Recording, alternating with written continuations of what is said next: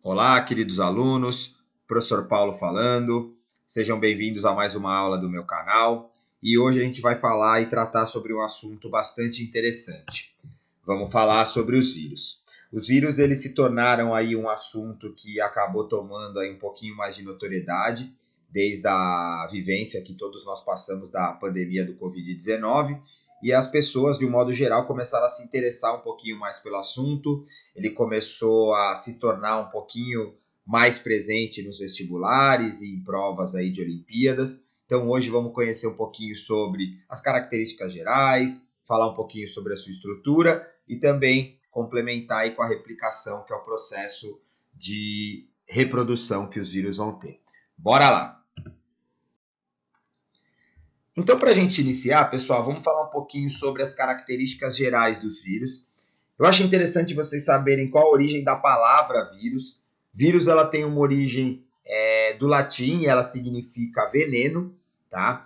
Porque o pesquisador que descobriu a existência do primeiro vírus, e foi um vírus que atacava plantas, né? O conhecido vírus do mosaico do tabaco, que afeta a planta utilizada aí na produção do tabaco. E ele deu esse nome porque ele acreditava que algumas manchas, algumas lesões que as folhas do tabaco apresentavam eram causadas por algum tipo de veneno. Né? Ele não conseguia explicar o que estava acontecendo, o tamanho dos vírus é muito diminuto, e ele acabou usando essa nomenclatura. Hoje a gente usa ela para outros aspectos aí, na informática também, né? Mas é legal aí vocês saberem a origem da palavra vírus. Então, para a gente iniciar, pessoal, eu vou colocar primeiro e colocar uma questão para vocês. Se você me perguntasse o que é um vírus, eu iria definir dessa forma como eu vou colocar para vocês nesse primeiro tópico. Vírus são parasitas intracelulares obrigatórios, tá? Então eles precisam parasitar uma célula obrigatoriamente.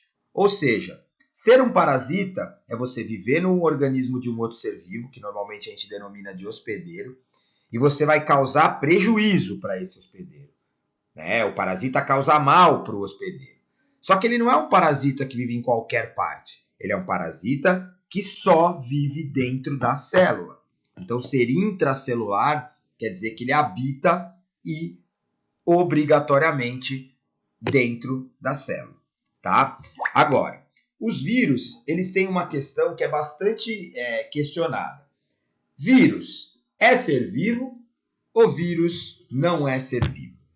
E existem alguns aspectos que vocês estudaram no primeiro ano, por exemplo, que a gente utiliza, que são as características dos seres vivos. Quando vocês estavam no primeiro ano, vocês estudaram algumas características que os seres vivos precisam possuir para ser vivo. Por exemplo, ter célula, ter metabolismo, ter material genético, se reproduzir, evoluir, ter capacidade de transmitir suas características genéticas, ou seja, a hereditariedade, responder a estímulos, tá? Então a gente tem algumas características que meio que são obrigatórias para um ser vivo. E os vírus, eles estão numa corda bamba ali. Por quê? Porque algumas características dessas que eu citei, eles são portadores, eu já vou mostrar para vocês quais são, e algumas eles não são portadores. Então isso coloca para alguns cientistas uma dúvida. Chamo de ser vivo ou não chamo de ser vivo? E tendo causado tudo que causou aí durante a pandemia, né? Então, pessoal, inicialmente é importante você olhar para esse primeiro aspecto. Quais são os aspectos que os vírus não possuem, mas que todos os seres vivos possuem? São esses dois principais aí, ó. Não tem estrutura celular, então o vírus não tem célula e também não tem metabolismo. Para quem não lembra o que é metabolismo, é bom dar uma estudadinha, né? Mas de uma forma simples. Não realizam nenhum tipo de reação de construção de moléculas, de degradação de moléculas dentro dele. Ele sozinho não consegue fazer isso. Por isso ele precisa habitar o interior de uma célula. Só que ele vai causar mal ao fazer isso, tá? Então ele não tem célula e ele não tem metabolismo. Agora, existem características que são típicas de seres vivos. Por exemplo, essas três aí, ó. Eles têm material genético, que pode ser o DNA ou o RNA, têm capacidade de se reproduzir, então eles conseguem se reproduzir e conseguem evoluir também. E nós notamos isso na pandemia, quando começaram a surgir aquelas variantes do coronavírus. Em pouco tempo, algumas variantes começaram a surgir, algumas vacinas já não eram mais eficazes. Então, para vocês verem como ele também tem capacidade evolutiva. Então, quer dizer, ele tem algumas características que não são típicas de ser vivo, né? E outras que fazem ser típicas de ser vivo. Vou colocar para vocês aqui uma imagem, ó, de microscopia eletrônica do vírus da Covid-19, né, invadindo algumas células. São esses pontinhos vermelhos, meio rosas aí que vocês estão vendo, tá? E aqui a imagem de alguns tipos de vírus. Ó, vírus de hepatite, vírus do coronavírus, o influenza, que é o vírus da gripe, vírus do herpes, o vírus da gripe aviária, né, que é o bird flu vírus, e o smallpox vírus, que é o vírus da varíola aí, né? Então, algumas imagens, tá, da estrutura aí, nós vamos depois falar um pouquinho mais disso, mas só para vocês começarem a se familiarizar um pouquinho com a estrutura desses seres aí que a gente está falando agora, tá bom? E vamos continuar na nossa discussão. Dei uma paradinha aí para o cérebro de vocês dar uma descansada e pensar. Pergunto a você, vírus é vivo ou vírus não é vivo? Olhando aí o que eu te falei, pensando nessas características que ele não tem e no que ele tem, você colocaria ele como algo vivo? Então, eu vou te responder usando as bases da biologia moderna, biologia atual, tá? Que é o nosso objetivo para que você consiga seu sucesso no vestibular lá na parte de biologia. Vírus, para a biologia, atualmente não é um ser vivo, tá? E para não considerar ele um ser vivo, a gente utiliza uma regrinha chamada de lei do tudo ou nada. Eu vou pegar essas características que eu falei para vocês dos seres vivos e eu vou usar a seguinte lógica. Ou ele tem todas as características que fazem dele um ser vivo, inclusive ter célula, ter metabolismo, ou ele não é nada, ou seja, ele não é vivo. Então, atualmente, não consideramos os vírus como seres vivos. Tanto é que, se você pegar e for pesquisar um pouquinho, eu não vou entrar nesse assunto que é algo já muito específico, mas se você for buscar um pouquinho sobre classificação dos seres vivos, e se você já estudou um pouquinho de classificação de seres vivos, não existe reino dos vírus, domínio dos vírus, filo dos vírus, classe dos vírus, tá? Vírus a gente começa a classificar pela ordem, né? E aí a gente começa a olhar um pouquinho a partir da ordem. Na ordem, família, tá? E aí a gente passa até ali a questão da família dos vírus. Mas a gente usa as mesmas bases de classificação, a mesma lógica, mas a gente não coloca ele na classificação dos seres vivos, tá? Então, definido, se cair na sua prova, vírus não é um ser vivo, ok? E para a gente finalizar essa primeira parte, uma questão que é bastante curiosa, é mais uma curiosidade, né? É a questão do tamanho, né? Vírus são extremamente pequenos. Se a gente pensar que ele tem que ser um parasita celular, então ele tem que entrar numa célula, ele tem que ser menor que as células. E aí é difícil, né, imaginar o tamanho de uma célula, o tamanho de um vírus. Então eu trouxe uma reguinha aqui. Essa régua vai tentar te ajudar um pouquinho. Ela está trazendo lá da nossa visão macroscópica, tá? O milímetro ali, né, de 1 milímetro. E abaixo de 1 milímetro, visão microscópica, né? Visão armada, visão utilizando aí um microscópio. Aqui o óptico e depois aí a partir do 1 micrômetro para baixo, só o eletrônico ali que consegue chegar aí para ver o tamanho de um vírus, uma proteína, um lipídio e assim por diante. Agora, olhando aqui na nossa escala, os vírus eles estão aqui, ó, nos 100 nanômetros. Só nós estamos falando de 1 milímetro dividido por 100 mil partes. É uma coisa assim minúscula, né? Ou seja, ele é menor que a bactéria, ele é menor que a célula animal, que a célula vegetal e qualquer célula que exista aí no nosso planeta, fungo, alga, protozoário, tá? Então, por quê? Para ele conseguir entrar e realizar o processo que ele precisa dentro das células. Tudo bem? E uma outra imagem que é bastante legal que eu trouxe para vocês, essa imagem comparando algumas células, tá? Com alguns tipos de vírus famosos aí. Então aqui ao lado tem uma imagem de um pedaço de uma célula humana, uma hemácia, um glóbulo vermelho, para você ter ideia de só um pedacinho dela. Aqui embaixo uma bactéria, Escherichia coli, uma bactéria do tipo bacilo, que vive no nosso intestino. Aqui a clamídia, que é uma dessas bactérias de cunho parasita, tá? Mas obrigatório, como os vírus. Então, o resto é tudo vírus, tá? Então, 3 células, o resto é vírus, galera. E aí, se vocês olharem, o único que é maior é o ebola. Mas mesmo sendo muito grande, ele é menor que a bactéria, tá? É o maior vírus em atividade aí que tem, é o ebola. Agora, tem outros vírus interessantes, ó. Poliovírus, que é o vírus da poliomielite, ou a famosa paralisia infantil aqui no Brasil. Adenovírus e rinovírus, vírus do resfriado. Vírus mosaico do tabaco, que é o primeiro vírus a ser descrito aí.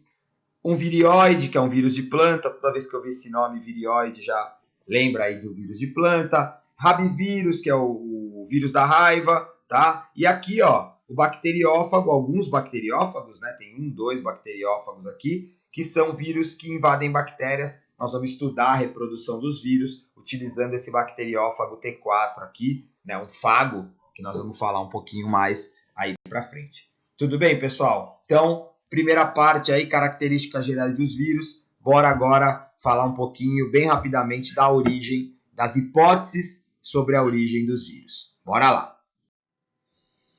Bora lá, pessoal, vamos falar um pouquinho então sobre a origem dos vírus. Falar sobre a origem dos vírus, pessoal, é falar sobre algo que é bastante debatido, a gente poderia ficar aqui horas falando sobre, e provavelmente nós não chegaríamos a uma conclusão, como até hoje ninguém chegou a uma conclusão certa. Por isso nós citamos que são 3 hipóteses. E eu vou comentar brevemente essas 3 hipóteses, para que se você pegar uma prova e você tiver que dissertar, escrever algo sobre a origem deles, você ter aí um pouquinho de bagagem para poder responder.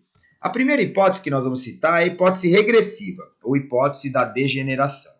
Pessoal, é uma ideia que se baseia em que as células se formaram e que algumas células degeneraram, regrediram, né? Então, que os vírus se originaram a partir de algumas células simples, tá? Que regrediram ao longo do tempo, tá? Então, por isso, pensar em uma volta no tempo, regressão, degeneração, né? É uma hipótese que, né, não dá para ser desconsiderada segundo algumas atividades que os vírus possuem. A segunda é a hipótese da origem celular, ou hipótese da fuga. Essa hipótese se baseia no seguinte: alguns fragmentos, pedaços de células de DNA, de RNA, de algumas células, se organizaram e deram origem aos vírus. De uma forma aí meio que como uma fuga para alguns processos de extinção que a Terra sofreu e alguns eventos que aconteceram aqui no nosso planeta. E a última é a hipótese de coevolução, ou hipótese do vírus primeiro. Essa hipótese, galera, ela é muito alinhada com a hipótese de origem da vida, que é a hipótese por evolução química. Moléculas simples deram origem a moléculas complexas, que se organizaram, e eles acreditam que os vírus também surgiram dessa forma. Algumas moléculas de proteína que se englobaram algumas moléculas de material genético, e essa estrutura se tornou desde sempre um parasita, um dependente de uma vida celular, que começou a existir nessa época também. Então, são 3 hipóteses aí que a gente tem a considerar, né? Eu não vou me estender muito no assunto, porque é algo que é bastante específico, mas é algo que a gente tem que colocar a nossa cabecinha aí para pensar e olhar que a gente ainda não sabe explicar como é que esses vírus estão circulando por aí há alguns milhões de anos, visto que a gente tem aí relatos de povos antigos, de alguns eventos que aconteceram, múmias com marcas de varíola. Então a gente sabe que os vírus já circulam aí há um bom tempo. Tudo bem, pessoal? Beleza? Então, bora agora falar um pouquinho sobre a estrutura dos vírus. Vamos conhecer um pouquinho melhor. Bora lá, pessoal, falar um pouquinho então sobre a estrutura dos vírus, ou a estrutura viral. Os vírus, apesar de não terem uma estrutura celular, eles possuem uma estrutura que a gente precisa conhecer e estudar um pouquinho. Basicamente, pessoal, os vírus são formados por um capsídeo, que seria uma cápsula de proteína, imagina uma caixinha, né, formada por proteínas, por uma organização de aminoácidos ali, com algum tipo de material genético dentro dessa cápsula. Pode ser o DNA ou pode ser o RNA. Então aqui uma imagem de uma estrutura de um vírus que a gente chama de não envelopado. Nós vamos conhecer os envelopados daqui a pouco. Mas basicamente é isso, pessoal. Ó, um capsídeo, né, uma cápsula, que normalmente é uma estrutura icosaédrica, é um poliedro, você vai ver nas imagens aí, com algum genoma dentro. Pode ser o DNA, pode ser o RNA, nós vamos falar um pouquinho sobre isso já na sequência. Então, basicamente, isso é um vírus, pessoal. Ó. Bem simples. Você que já estudou a célula, conhece um pouquinho de célula procarionte, eucarionte, você vê que não tem as organelas, alguns vírus que a gente acaba estudando tem algumas enzimas em seu interior, além do genoma, mas basicamente, para uma prova, galera, é isso que você tem que ter na sua cabeça. Um capsídeo com material genético dentro dele. E aqui eu trago uma imagem para vocês de 3 vírus não envelopados. Olha aí. Então aqui, por exemplo, o vírus da polio, né, o vírus da paralisia infantil, ó, uma cápsula, que são essas bolinhas azuis, e o RNA, que é o material genético que ele é portador. Aqui o vírus mosaico do tabaco, que é aquele primeiro vírus que eu falei para vocês, ó. Então ele tem uma cápsula ó, um pouquinho diferenciada aí, e também um vírus de RNA, ó, vírus no interior. E aqui um fago, ou um bacteriófago, né, que é um vírus que invade bactérias. Olha lá, então ele tem uma cápsula, uma cabeça, alguma estrutura aqui, né, que a gente chama de pescoço, as fibras caudais ou a cauda, tá? E o DNA dele lá na parte superior da cápsula, tá? Então, esses 3 são vírus aí de estrutura mais simples, não tem um envelope proteico, tá? Lipoproteico, no caso.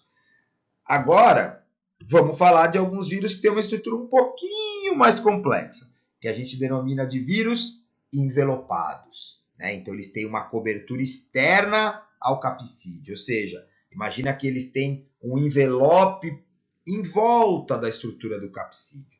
E, normalmente, esse envelope é formado por um material lipoproteico, formado por lipídios e proteínas. Por quê, pessoal? Porque a origem do envelope, ou seja, nos vírus que têm o envelope ele provém da célula hospedeira.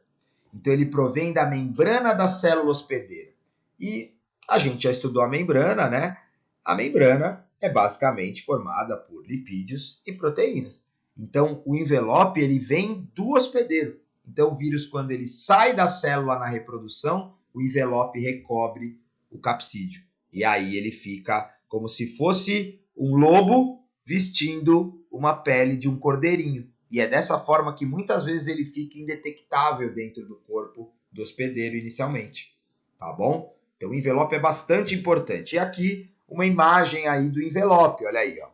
Então, um vírus envelopado, ó, esse, por exemplo, poderia ser o vírus da gripe, o influenza. Ó, então, reparem aí que ele tem o capsídeo, né? Ele tem a cápsula. Aqui ele apontou como um DNA. Então, não poderia ser o vírus da gripe, já que é de RNA. Mas ele tem um genoma. E reparem que em volta do capsídeo, olha lá, ó, em azul aqui com essas espículas laranja, ele tem um envelope. E até você ver que, por exemplo, no vírus envelopado, a gente dá o nome de núcleo capsídeo, para essa junção do genoma com o capsídeo, e o envelope. E no envelope, pessoal, aqui até nessa imagem, ele está apontando a hemaglutinina e a neuraminidase, que são proteínas que estão no envelope. E elas caracterizam muito a origem desse vírus, né? Da onde ele veio. Por exemplo, quando você vê numa reportagem ou quando você já ouviu falar a gripe aviária, a gripe suína. Pessoal, é porque as proteínas que estão no envelope, a proteína H, que é a hemaglutinina, e a proteína N, que é a neuraminidase, elas são típicas de cada ser vivo, de cada animal. Então, por isso que a gente consegue detectar a gripe aviária. Quer dizer, por que a gente sabe que veio das aves? Porque o envelope diz isso para nós. Por que a gente sabe que ela veio do porco? Porque o envelope diz isso para nós. Tanto é que o influenza, né, que é o vírus inicial da gripe, ele tem a sigla H1N1, que é hemaglutinina 1, neuraminidase 1, que foram como essas proteínas foram classificadas por números, tá? Então, pessoal, o envelope ele tem uma característica bastante importante e é muito comum aparecer. E aí eu estou trazendo aqui 2 vírus envelopados, ó lá. Agora sim, o vírus da gripe, ó, tá? Então você vê que ele aponta o envelope por fora, tá? Aqui, ó, a cápsula internamente e ele aponta aqui o material genético dele, que é o RNA. E aqui ao lado o vírus do HIV, né, causador da doença conhecida como AIDS. Né? O vírus HIV, ele tem lá então também um envelope, tem uma cápsula interna, né? Ó, e tem lá o seu material genético, tem algumas enzimas, porque ele é um vírus um pouquinho mais complexo, tá? Então, pessoal, essa é a estrutura básica dos vírus não envelopados e dos vírus envelopados. Agora, outra questão, quando a gente fala de estrutura viral, é a questão em relação ao tipo de material genético que o vírus é portador. Como eu falei anteriormente, ele pode ter o DNA como material genético ou ele pode ter o RNA como material genético. Basicamente é isso. Só que quando a gente estuda os vírus, uma questão sempre aparece. Por quê? Porque tem um tipo de vírus que ele é um pouquinho diferente. E uma outra questão é que, para nós, pessoal, não é comum um ser portador apenas de RNA. Normalmente o ser vivo ele tem o DNA como material genético e a partir do DNA ele consegue produzir o RNA. E com esse processo ele produz as proteínas. Então quando a gente fala de um vírus de DNA, galera, por exemplo, então pode ser o vírus da varíola, que é o poxvírus, pode ser o vírus do herpes, pode ser o vírus da hepatite. E aí, ó, eles têm um mecanismo, pessoal, genético, né, que a gente fala, comum, como de uma célula nossa. Eles têm um DNA como material genético. A partir desse DNA, eles conseguem formar um RNA, e com esse RNA, os ribossomos da célula hospedeira produzem as proteínas virais. Tá? Então, pessoal, nada de muito especial ou muito diferente do metabolismo genético normal, né? Da questão do mecanismo genético normal.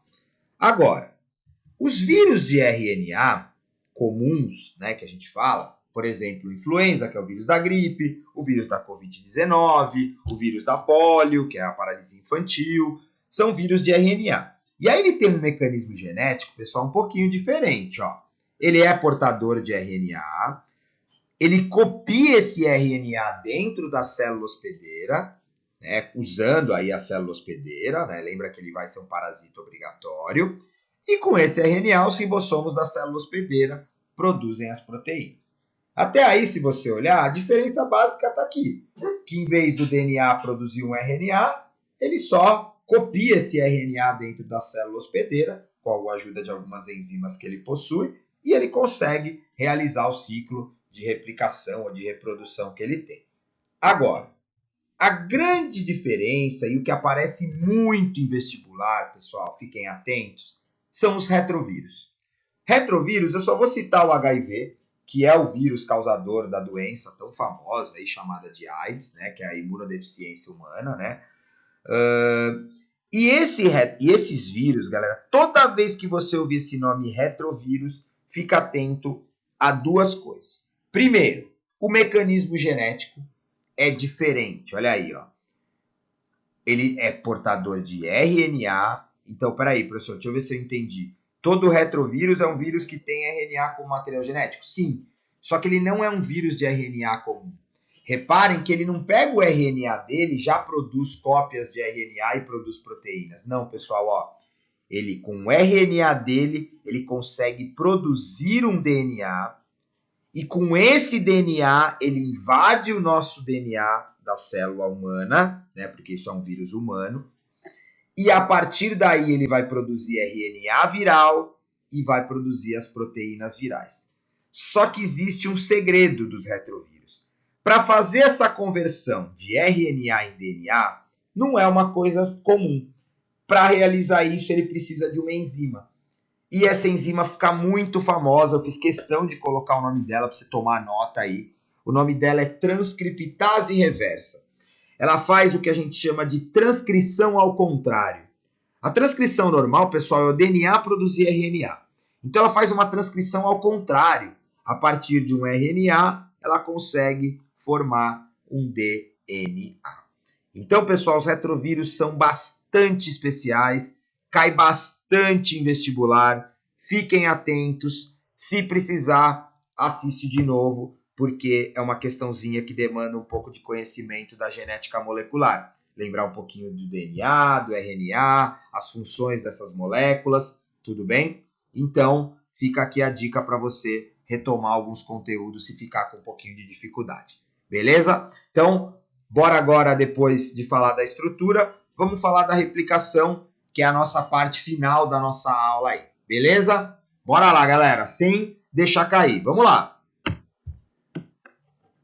Olha a estrutura aí de alguns vírus, tá? Para a gente poder aí conhecer. Dificilmente você vai ser cobrado, galera, de saber e conhecer a estrutura de um vírus, mas há algumas imagens aí legais, interessantes, ó, de vírus famosos. Raiva, rotavírus, que é uma virose intestinal, vírus da gripe, hepatite, HIV, adenovírus, vírus do herpes, papilomavírus, que é o famoso HPV, né? Então, alguns tipos de vírus aí para vocês poderem conhecer melhor a estrutura e ver como elas são bastante diferentes, mas todos mantendo aquela base lá que eu comentei anteriormente. Bora lá, pessoal, finalizar nossa aula falando um pouquinho da replicação dos vírus. Replicação dos vírus, pessoal, pode pensar em reprodução dos vírus, apesar da gente não falar o termo reprodução pelas questões que eu citei no começo da nossa aula, vírus não ter célula, vírus não ter metabolismo próprio, a gente vai ficar aí mais usando a palavra replicação, mas na sua cabeça, se for facilitar o seu entendimento, pode pensar que é a forma como os vírus se reproduzem. Então a replicação, pessoal, ela consiste basicamente em 3 momentos cruciais que a gente coloca, 3 coisas que tem que ficar na sua cabeça, na realidade, para facilitar o seu entendimento. Primeiro, o vírus precisa invadir uma célula, né? Então o vírus precisa conseguir, de alguma forma, colocar o seu material genético dentro da célula de um hospedeiro. E o mais importante, lembre, tem que ser uma célula viva, tá? Não importa se é de bactéria, não importa se é de fungo, se é de planta, se é de animal, se é de vegetal, se é de alga, de protozoário, não importa. O importante é que ele entre numa célula viva. Vírus que não está dentro de célula, pessoal, é latente. Não se reproduz, não tem metabolismo, não faz nada. Tá? Então, se tiver um vírus aí na mesa ele vai ficar. Agora, se você botar a mão na mesa, esse vírus for para sua mão e você levar ele à sua boca e ele entrar no seu corpo, aí você levou ele onde ele queria. Um local onde tem células vivas. Beleza, professor, e aí? Entrou na célula, pessoal, ele passa a comandar todo o processo celular. Então, tudo que a célula produz de substâncias, ela produz para o vírus. Vai produzir proteína? Produz proteína viral. Vai copiar material genético? Copia material genético viral. Vai montar alguma substância? Monta substâncias virais. Então, pessoal, é tudo em prol do vírus. Por isso, ele acaba comandando todo o processo. Beleza, Pro, e aí? A célula está produzindo substâncias para ele, montando moléculas. E o que ele vai fazer com isso? Ele vai montar novas partículas virais, que é o que a gente chama de aumentar a sua carga viral. Ele vai se multiplicar. Vocês vão ver isso no processo que eu vou explicar para vocês, tá? Então, basicamente é isso, galera. Invadir uma célula, comandar o metabolismo e produzir novas partículas virais. Agora, um detalhe importante, galera, que eu não tenho muito tempo aqui para poder alongar, senão a aula fica muito longa e acaba ficando bastante maçante, mas é a forma como os vírus invadem as células, tá? Essa invasão, ela não é igual, existem algumas maneiras dos vírus invadirem a célula, diferentes, tá? Eu vou apresentar uma, que é por injeção do material genético, tá? Ele só vai injetar o material genético. Agora, o vírus pode injetar o material genético, o vírus pode entrar com a cápsula, o vírus pode fundir a seu envelope, se ele for envelopado, a membrana da célula hospedeira. E para quem quiser se aprofundar, coloca lá no seu site de pesquisa preferido aí que você tenha, pode ser o Google aí, e coloca lá invasão dos vírus nas células. E aí você vai ver formas diferentes, até tem uma classificaçãozinha para cada tipo de entrada, tá? E para quem quiser dar uma aprofundada, é sempre legal, tá bom? Aí fica a parte de vocês aí de complementar os estudos de vocês, beleza? Agora, vamos falar do processo de replicação. Então, pessoal, o vírus entrou na célula, invadiu ela, e a partir do momento que ele invade a célula, galera, ele pode tomar dois caminhos. Ou ele vai para um caminho que ele vai ficar meio escondido dentro da célula, que é um ciclo que nós vamos denominar de ciclo lisogênico, ou ele pode ir para esse caminho que eu citei no começo, já direto, aumentando a sua carga viral imediatamente, já montando novas moléculas, novas partículas virais e aumentando a sua carga viral, rompendo a célula e sendo liberado. Para começar, eu vou falar primeiro do bacteriófago, que é o vírus que a gente vai estudar. Galera, nós não vamos estudar invasão ou replicação, no caso aqui, de vírus animais, nem de vírus vegetais. Nós vamos estudar um vírus que invade bactérias. E esse é o bacteriófago. Aí tem duas imagens. Aqui uma imagem de microscopia eletrônica dele e aqui uma imagem de um desenho apontando as estruturas que ele tem. Cabeça, cauda, placa basal, fibras, né, as fibras da cauda. Então, ele tem ali uma estrutura formada por um capsídeo, né, ele não tem envelope, e o material genético dele que fica nessa região chamada cabeça. Galera, o bacteriófago ele tem uma forma de invasão por um processo chamado injeção. Tá? Então, ele vai colocar o material genético dele dentro da célula e a partir daí o que eu falei para vocês. Ou ele vai para um ciclo onde ele vai só invadir a célula, aderir ao material genético e ficar lá meio em latência, ou ele vai para um caminho de aumento de carga viral, tá? Então vamos falar um pouquinho de cada um desses ciclos aí. O primeiro, galera, é o ciclo lisogênico. Olha aí. O ciclo lisogênico, ele é um ciclo então que o vírus vai entrar na célula, vai injetar o material genético lá dentro, e esse material genético, galera, vai se fundir ao material genético da bactéria que ele invadiu. E lá vai ficar, tá? Mais ou menos nesse processo aí que eu estou mostrando para vocês, ó. Então aqui está o bacteriófago, ó. Ele vai, injeta o material genético dele, que é essa partícula que você está vendo mais cinza. Em preto aqui é o material genético da bactéria. O que acontece, pessoal? A partir dessa entrada, ele funde o material dele, ou seja, o material genético dele se funde ao da bactéria, formando um DNA só, tá? E a gente normalmente chama isso de prófago ou fago, mas prófago é o nome que a gente mais dá quando o bacteriófago injeta o material genético dele dentro de uma bactéria. Galera, esse prófago formado, lá vai ficar. Ele não vai aumentar a carga viral imediatamente? Não. Ele vai ficar assim. Aí você deve estar se perguntando, tá, mas e a vantagem dele fazer isso? Galera, a vantagem é que toda vez que a bactéria fizer uma cópia dela, uma mitose no caso, ela vai copiar, ó, o DNA do vírus. Tudo bem? E aí depois cada uma delas faz de novo, e faz de novo mitose, e mitose, mitose. Daqui a pouco você tem milhares de bactérias todas carregando esse pedacinho de vírus. Tudo bem?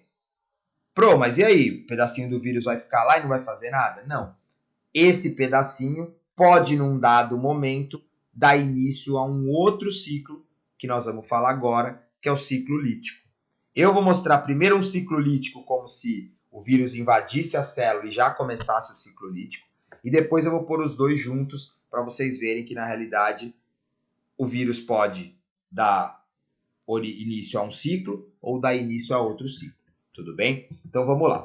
Agora o ciclo lítico. Pessoal, o ciclo lítico, então, ele é baseado em algumas etapas, né? Então a gente coloca primeiro a injeção, que é a entrada do material genético do vírus na bactéria. Depois da injeção, galera, ocorre a infecção, por exemplo, o vírus, o DNA dele vai se fundir ao DNA da bactéria e vai começar a comandar o metabolismo já imediatamente, ou seja, vai começar a produzir partículas, olha aí, para o vírus.